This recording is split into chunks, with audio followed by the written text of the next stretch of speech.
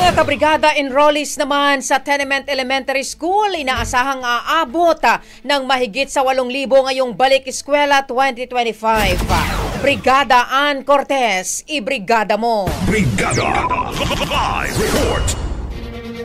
Brigada Leo, pansamantalang nagsagawa ng shifting ng schedule ang pamunuan ng Tenement Elementary School dahil sa kakulangan ng classroom na kanilang nararanasan. Ayon kay Tenement Elementary School Principal Dr. Maria Chelo Fernandez, matagal na raw nila itong dinadaing simula noong magkaroon ng demolition sa mga quarters sa paligid ng eskulahan na naging sanhi naman ng pagbawas ng bilang ng mga classroom.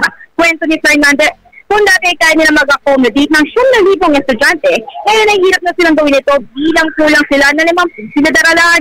Ngunit maliban nga sa problemang ito ay kailangan din nilang punan ang 21 bakanteng teaching position. Sa kasulukuyan, nasa 7,000 na ang nakapag-enroll sa eskulahan, bagamat inaasahan pa na aabot ito sa 9,000. Kakarating lang din ni Deputy Secretary Sonny Angara sa lugar para magsagawa ng inspeksyon. Matapos mang pagbisita nito sa may eskulahan sa Manila. Live mula rito sa Tenement Elementary School sa Taguig City, in the heart of changing lives. Ako si Brigada Ann Cortez ng 105.1 Brigada News FM Manila, the Music News. Brigada Balita. Ang bahaging ito ay hatid sa atin ng Mom's Love ES1 Capsule. Simulang tuparin ang pangarap ng iyong anak. And starting now,